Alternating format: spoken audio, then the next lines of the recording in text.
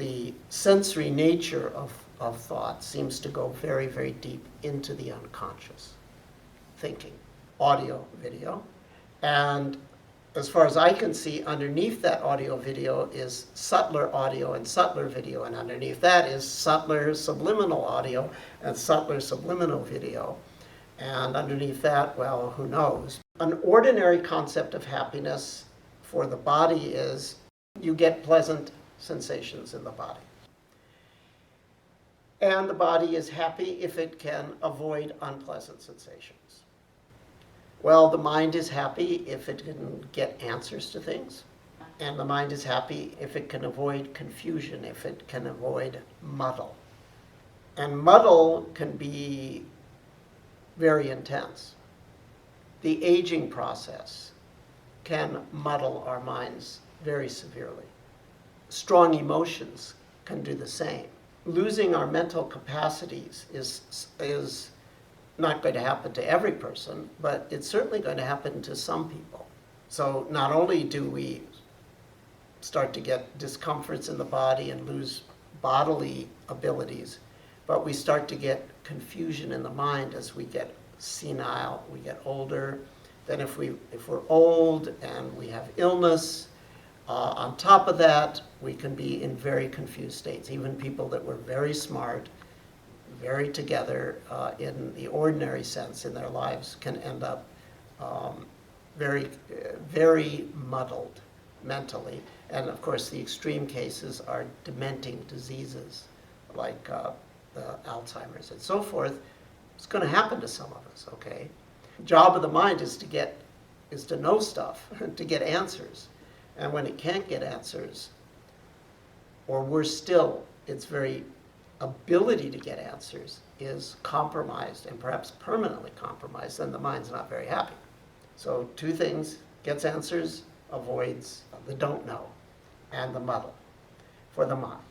Body is happy, gets pleasant sensations, physical, emotional, avoids unpleasant sensations, physical, emotional. So that gives us a way to think about ordinary happiness. Mindfulness skills increase all these dimensions of ordinary happiness.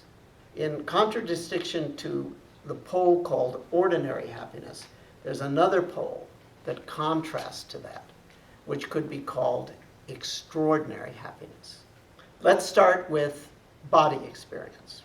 What we think we want is to avoid unpleasant sensations. But what we really want is to avoid the perception of suffering that comes with unpleasant sensations. Perceived suffering equals intensity of discomfort in the body divided by mindfulness. As concentration, clarity, and equanimity get bigger, even though the intensity of the discomfort remains the same, the perceived suffering will diminish. And if mindfulness becomes big enough, the perceived suffering due to physical or emotional discomfort in the body can be dropped to effectively zero. That's liberation from suffering of that sort. Mindfulness is directly related to a dimension of extraordinary happiness, where our concern in the extraordinary happiness domain is not get rid of uncomfortable touch or feel in the body. Our concern is get rid of uncomfortable touch and feel if it's appropriate or if you can. But when you can't, or when you should be experiencing those things because they motivate and direct you, under those circumstances, experience them mindfully so that they become more poignant and less problematic, although that seems somewhat contradictory. They're experienced more deeply, but the suffering, the perceived suffering due to the discomfort drops.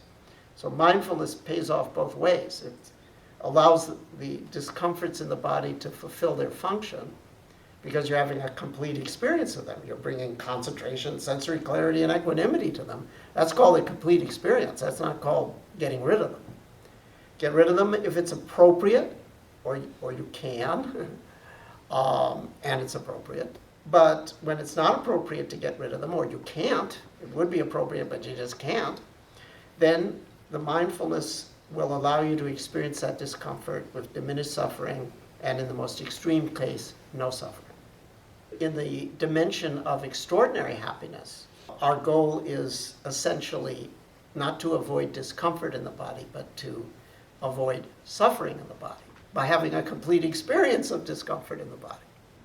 Likewise, in the domain of extraordinary happiness, our goal is not merely to have pleasure, but to have fulfillment. Now, it turns out that fulfillment equals pleasure multiplied by mindfulness.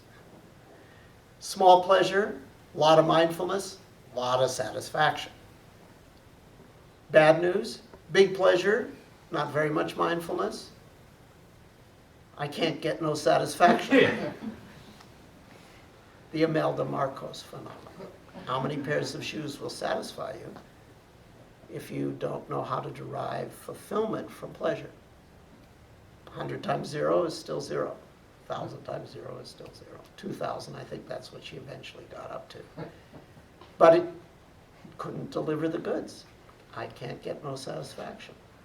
The dimension of extraordinary happiness, our concern becomes not merely getting pleasure, but deriving fulfillment, and eventually enormous fulfillment from whatever pleasure is there.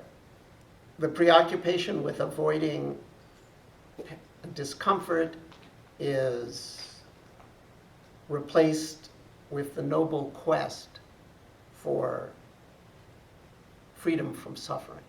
And the preoccupation with getting pleasure is replaced by the noble quest of achieving total fulfillment, which of course implies no more drivenness, but does not imply for a moment a lack of dynamic motivation.